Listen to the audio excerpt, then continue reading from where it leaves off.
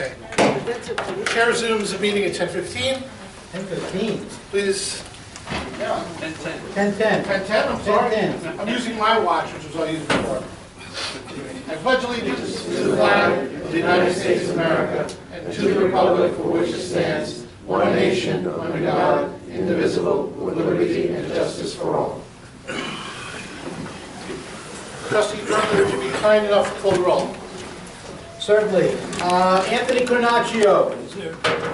Present. John DeGrace. Present. Arnold Druckers present. George Gordon. Present. Linda Green. Present. Wanda Jackson. Edward Powers. Present. Donna Tooman. Present. Kathy Weiss. Present. Jennifer Borzum. Present. Mr. Chairman, we have a quorum. Thank you very much. I'd like to ask, make a motion to approve the March 8th, 2016 minutes. So moved. Do I have a second? Second.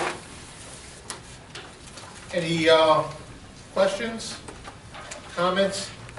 All in favor? Aye. Aye. Any against? I abstain, I wasn't here. Okay. All right. Dr. West, would you kind enough to? Sure. Just kind enough to tackle? Do you want me to read the entire Just thing? go to Read be resolved. I was hoping you'd say that. Absolutely. Be it resolved that the Nassau Community College Board of Trustees accepts the donation of 4 Rocket black-white round seating arrangements with built-in charging USB and 110-volt outlet, plus 10-foot cord from the Faculty Student Association of Nassau Community College. So do I have a motion to consider this item? So moved. Do I have a second? Second. Any further discussion? All in favor? Aye. Any against? Motion carries 10-0. Jennifer, would you be kind enough to just read the resolve on the next donation? Sure. Be it resolved that the Nassau Community College Board of Trustees accepts the donation of the wide format 45 hot cold laminator from the Alumni Association of Nassau Community College. Okay, do I have a motion to consider this item? I'll make the motion. Do I have a second? Second. Okay, all in favor? Aye. Any against? Motion carries. And I'm going to ask if we can make a motion on the Article 4, Section 3F of the Board's Rules and Procedures to allow for the consideration of an item that does not appear on the calendar. I'll second it. Just remove it. Yeah, all in favor? Aye. Any against? Joe, would you read the whereas for the next? Whereas the estimated value of the donation is approximately $6,000, whereas the department has determined that this donation will enrich the learning process for the students who take courses offered by the department and greatly appreciates the donation. Resolved that the Nassau Community College Board of Trustees accepts the donation of 1,500 yards of various designer woven wools, shirtings, etc., as well as various knit fabrics from the area. Any discussion on the resolution? All in favor? Aye. Any against? Motion carries 10-0.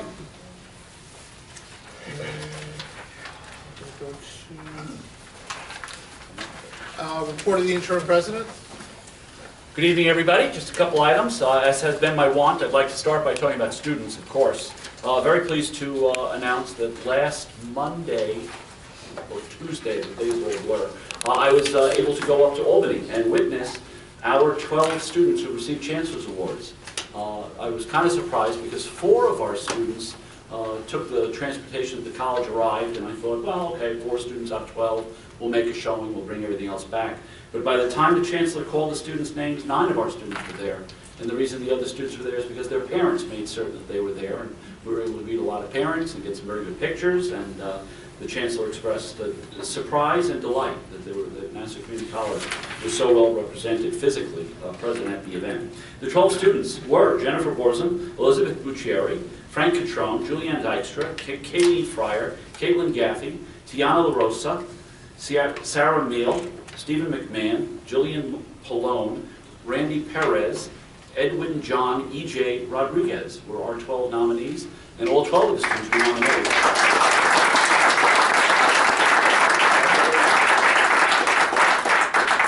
Additionally, this week we received word that more good news on our speech and debate team. The speech and debate team took place in an event over the weekend, and they were named the 7th nationally ranked team, 7th in the nation.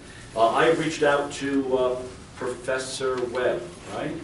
Yes, Trent Webb, several times trying to help him arrange to get students here for the May 10th meeting. And we're going to work on that because nothing to make us happy than to be able to honor those students here and perhaps engage in some conversation, maybe a little debate about something. Maybe not. I don't know how we would fare. The more serious item I need to talk about tonight is, of course, the Middle States report that we received orally on March 16th. Since then, some information has been made available to the public. I wish it had not been, but we all know that the report that we received orally is not going to change. There are 14 standards in the Middle State report. We were found not to be in compliance with 7 of them. I met with students yesterday, and I made 3 statements that I'd like to repeat here that I think might serve us well. I don't know whose fault it is. The Middle States debacle, I will call it that. I don't know whose fault it is. I don't know. And I don't care. All I know is we must be accredited. We must be accredited. That is non-negotiable. We can't try to find another organization. We can't waive this. We can't say, it's okay. We'll accept some other recognition. We have to figure this out. And I'm also convinced that Middle States, on or about April 19th, is going to offer us a pathway. The report that we are promised is one that's going to have recommendations and requirements. We've already got a pretty good idea of what those requirements are because of a draft report that I saw that we have, of course, responded to with very few factual errors, but we did send back the couple that we found. We must become accredited. We must follow what we are calling a pathway to accreditation. April 19th, we'll have that report. As soon as we get it, and as soon as we can, we will upload it to the portal, the Middle States portal on the college's website. And then will become the discussion about what our institutional response looks like. And those of you that have been through Middle States before, I have, obviously on a different level, know that it has changed a little bit. And we are still looking for some guidance on what our institutional report will look like. Whether it will be a full-fledged response of here's the requirement, here's the plan, or is it simply, again, looking for corrections and looking to see whether or not we object to any of the requirements, which I don't think we will. So we will figure that out, and I look forward to speaking to the faculty at a rearranged faculty meeting on, I believe, Friday, April 29th. Is that right? Yeah, thank you, Paul.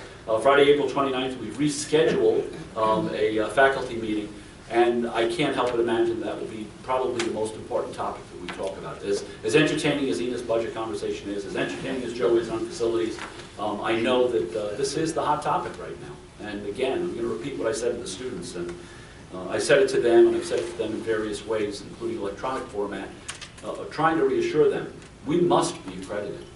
That's non-negotiable. We have to figure this out, and we will. And we will be given a way to do that, we'll be given direction, and we will forge a path. Finally, I will mention that tonight I did distribute to the board an action plan relative to some items that were cited in the Middle States draft report specifically for the board. And I don't think we should waste any time at all. I've proposed to get to work on those right away. And the board was extremely receptive today to those ideas. Because there's a representative here from SUNY, I would like to thank them. Johanna, and Donna is here also, but Johanna especially has been extremely helpful in recognizing that this didn't happen overnight. We got here somehow, and we are here now, and we need some help from SUNY. And every conversation that I've had with Johanna has said, yep, we're going to get that help. And we'll figure out what that help is and what that will look like. But again, as I did with the board a few minutes ago, it was 3 hours ago, as I did with the board a while ago, I would like to thank Johanna personally. She has been a wonderful resource for me, and as I said before, a phone call away. You can always find her on the thruway.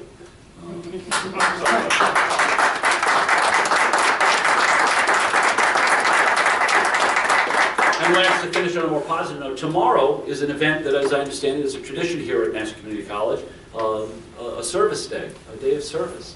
And I look forward to speaking to that event at the very beginning of it. And I think it's wonderful that the college dedicates itself to a day of service with the intent, obviously, being help our students to find a lifetime of service. And that's what I hope I get to say tomorrow, what I hope to hear a little bit more about. Thank you very much. Okay, I'm going to go to the speakers list. First one is Evelyn Delutti. Do you have an announcement? I'm after the speakers list. Evelyn Delutti. Okay. Paul? Hi. Evelyn had to get home. She has a long distance to go, so she asked me to thank you all for letting her speak earlier on at the Academic Affairs meeting. She really appreciates it. You all appreciate it. So she wanted to let me know that. Wanted me to let you know that. I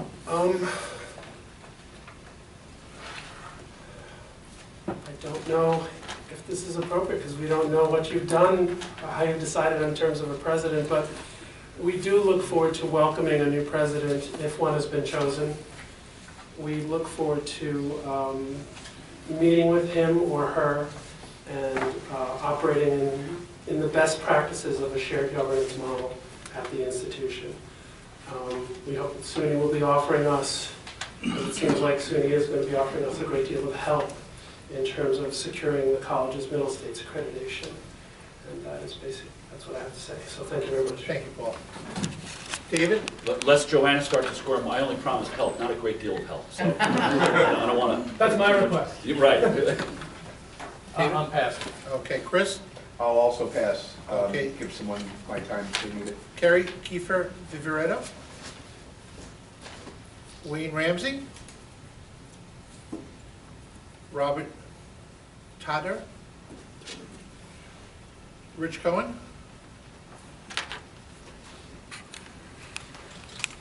Hello, I'm Rich Cohen, Department of Physical Sciences, co-coordinator of the Honors Program.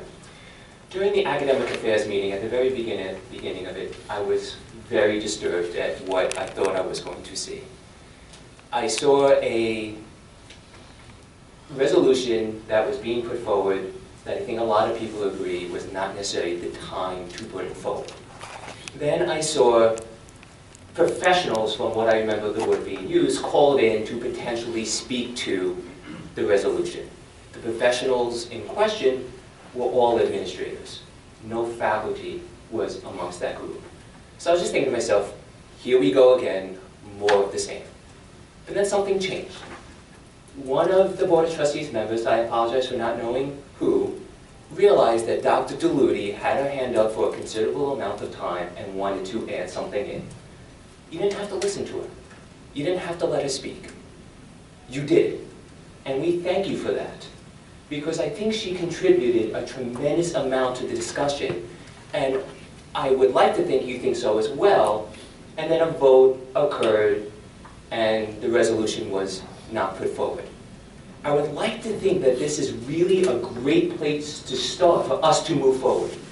The Board of Trustees was willing to listen to the faculty at a moment they did not have to. And I would like to think that listening to the faculty at that moment potentially impacted people's minds about the resolution. I like to think of Nassau Community College as a family. Really is quite a dysfunctional family much of the time, but what family is it? We are really staring at a great problem. There's a big problem ahead of us now. When these problems occur, families circle the wagon, work together, and solve the problem. There are tremendous faculty members on campus ready and willing to put in the time and effort to work with you to solve these issues. There are tremendous administrators available on campus who want to work with the faculty and you to solve these issues. I know that if you allow us all to work together, we will solve these issues and accreditation will not be a problem. So hopefully today, where you listen to the faculty and you let the faculty speak and you took our ideas to heart, is the beginning of a new paradigm here where we really work together for the common good, for the students, for the college, because that's really what matters most. Thank you.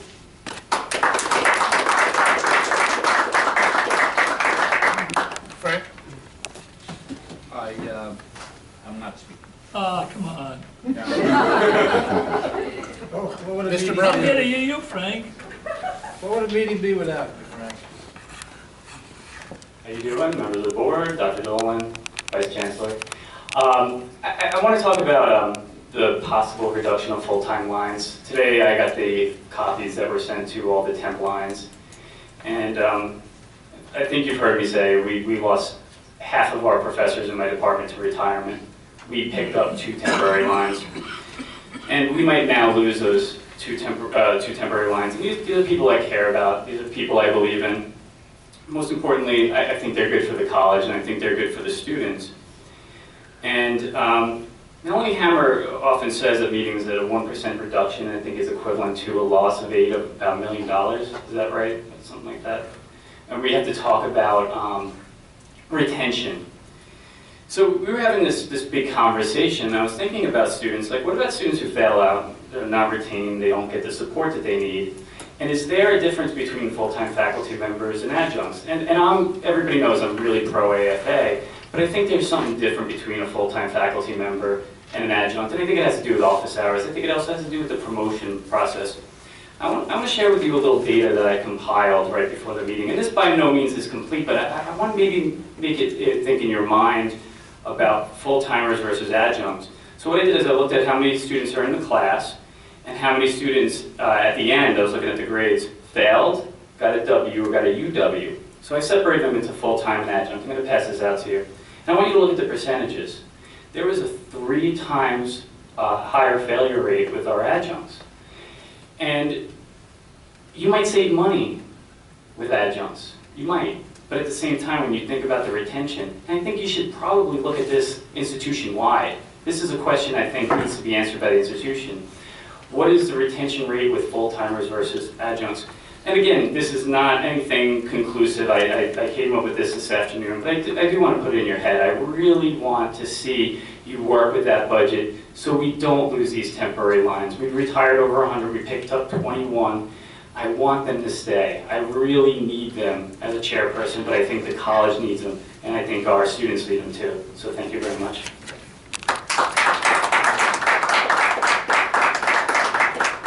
Okay, I'm going to ask for a report from the co-chair of the search committee, Trustee Drucker.